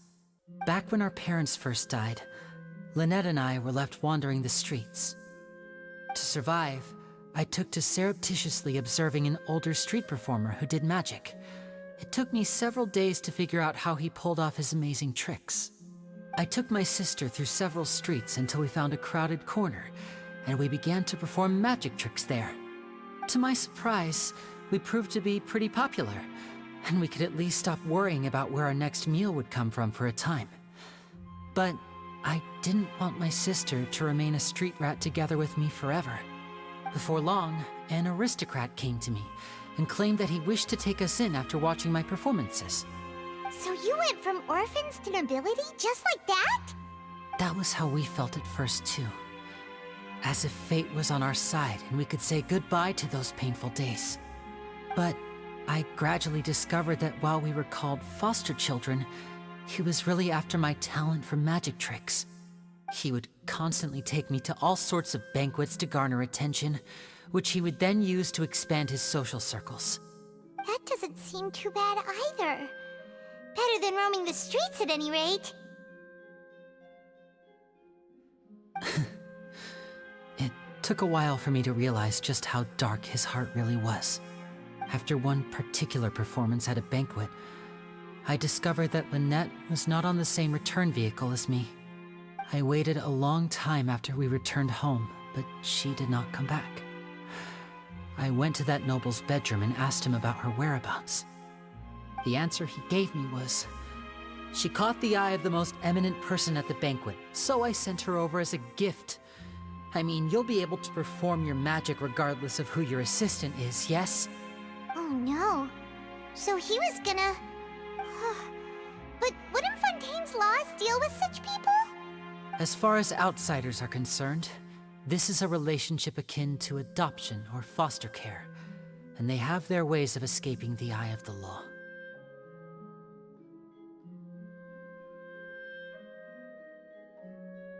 So what happened after that? I managed to ferret out the location of the mansion of that so-called eminent person and hurried through the night. But by the time I leaped over the walls, avoided the guards, and made my way in, all I saw was the moonlit ground covered in blood, and the knave standing there in the darkness. So, she'd already taken care of that guy. That's right. She had rescued my sister before she could come to any harm, and had even discovered several girls hidden in a basement, all of them orphans. Father, the knave, might have seen something in me, and so she made me an offer. The House of the Hearth welcomes you, for your interests align with ours. Here, none will ever betray you. Indeed, betrayal shall never be permitted here. I was hesitant to trust her. I had just been betrayed by nobles. But she was also quick to destroy the noble who had taken us in at first, giving us back our freedom. Oh, so that's how the two of you joined the House of the Hearth. That's all in the past, though. The knave is after the Gnosis, isn't she? She has her own plans. She has gained permission from the Tsaritsa to first use the Gnosis' power once she obtains it. She plans to use it to find a way to break the prophecy and save Fontaine. So, she believes in that prophecy too? That's right. The whole House of the Hearth is currently working to combat that crisis.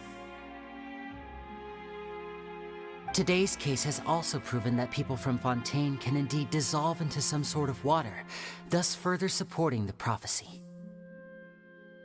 Everyone at Hotel Bouffe d'été, including the knave, has their roots in Fontaine, and we will always defend our homeland. To us orphans, the only connection we have left to this world, apart from our family, is our homeland. So, from small deeds like distributing magic pockets to huge schemes like stealing a Gnosis, everything is aimed at dealing with that prophecy. I'm sorry, but I still can't completely trust you. It's alright, I understand. The only thing I can do is relate all this to you. I just hope you can understand that even as a member of the House, I have never stopped making my own decisions, and that I believe what I'm doing is right. If you should need anything at all in the future, feel free to find me. I will do my best to help you, as plain Lyney. I understand. Goodbye.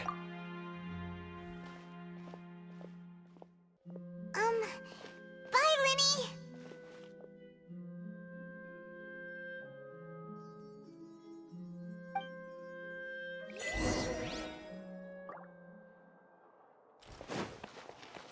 Well, case closed, I guess.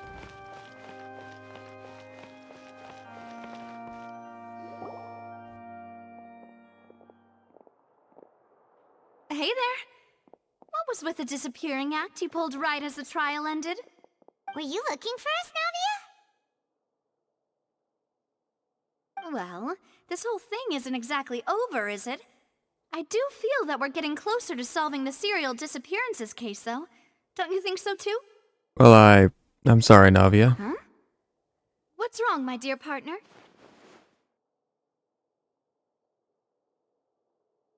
I was really only trying to defend Lyney. I wasn't necessarily looking into serial disappearances case. Besides, are you sure we're the ones who can crack a case that's been cold for decades now? And given that there's new evidence from the trial, there should be a trail of breadcrumbs for the Hydro Archon's people to follow now, right? Ah. I see. Well, I won't lie. I'm a little shocked to hear that from you. But I suppose you are just travelers who have only arrived in Fontaine after all. Sorry. I might have been too presumptuous. Don't say that, Navia. Ah, and we were having so much fun investigating with you, too. It was like having new waters flowing into a stagnant mire, causing new hope to spring forth, and the reflection in the murk to become clearer. Well, sorry about that. I'm a bit prone to nostalgia. Don't mind me. Wait, shall we have a farewell meal? You know, to commemorate our time as partners? Huh? Do we really need to get that formal? Well, guess you really did treat us as partners, huh? Well, I'd just like to have a proper ending to every important memory. That way there are no regrets later. Anyway, it would just be a meal, so it shouldn't take up too much of your time. Well, if you say so, let's go have that meal then. You don't have to twist Paimon's arm. If Boss Navia's treating, count Paimon in! Oh, wonderful. In that case, why don't we return to the Court of Fontaine and head to the Hotel de Boer? I believe we'll make it just in time for dinner. All right then, let's have our farewell meal. Right.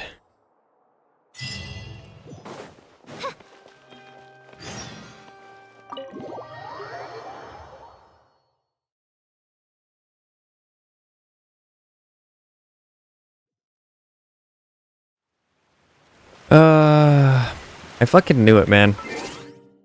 Since the beginning, like, Halsey, or whatever her actual name was, I knew that was her. I knew it. I just fucking knew it. The thief from the beginning. Not everything I hypothesized or theorized was correct, but I had it. I had something there. I knew it was either Cowell or her. No, part of me thought that, like, she was actually a bad person, you know? But she wasn't. So, I mean, I had that wrong. But I had other things that were right. I was on the right path. Bruh. Can't climb that. But what I can climb is this.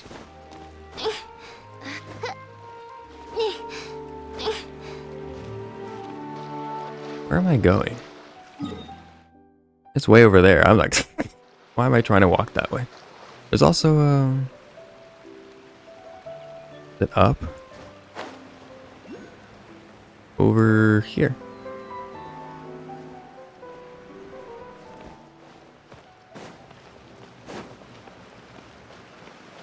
I think it's below. Oh, it is. There it is. Don't mind me just grabbing this. Alright. Then we'll head to the hotel, which is over here. Didn't mean to do that. This one. There we go.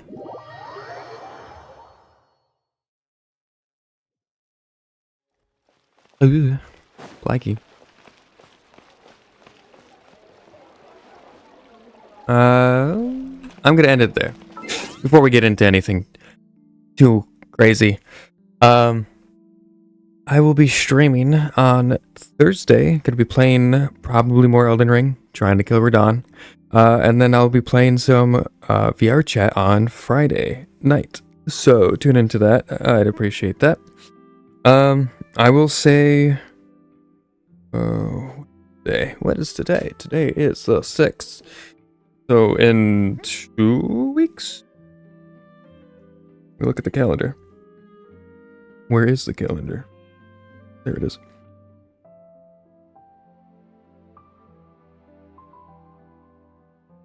Two weeks. About maybe a little more than 2 weeks. There will be no stream on that Friday, and the week after that possibly won't have a stream that Tuesday. There will be a stream Thursday, and that week Tuesday. So that won't change. I'll announce this again if you know, and update the schedule and all that stuff as well. And you can see those updates over on my YouTube channel in the community tab. You can also see the updates here on the schedule tab on Twitch as well. So you can see what's changed and all that stuff. I change it periodically. I generally stream the same games at the same times, so I don't change it very often. When I do, I update it over on YouTube. So if you want to follow me over on YouTube, I'd appreciate that. So you can see that. I'll put the socials there. Hey, it works. But yeah. So, oh, my whole chat thing's whatever. I'll mess with it later. Yeah. So instead of the streams, it will be on those 2 days. I will upload some videos over on YouTube of a playthrough of Nier Replicant.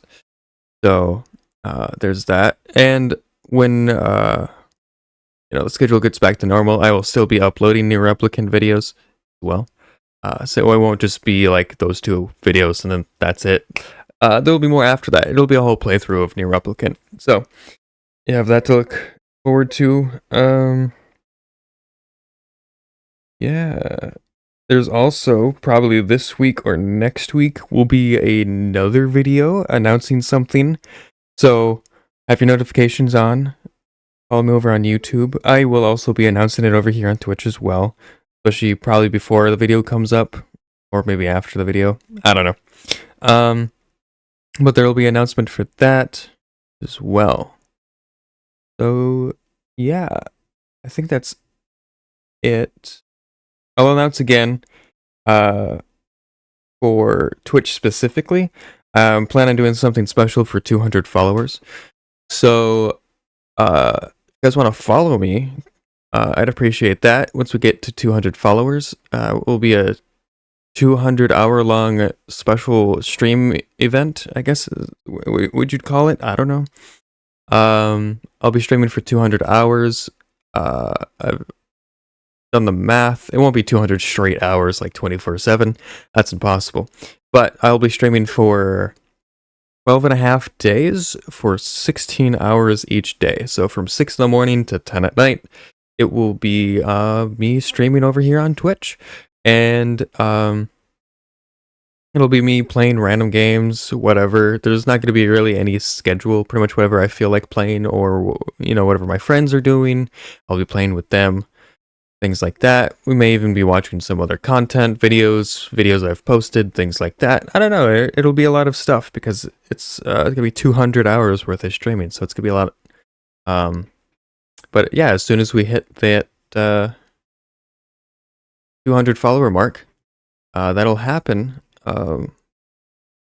So yeah, and I'll probably update that in like a schedule or a post or something on the community tab over on YouTube as well. Giving everyone a heads up before it actually happens. So yeah, that's it for announcements. Like I said, I'll probably be announcing all these later. I'll also be making videos for them as well.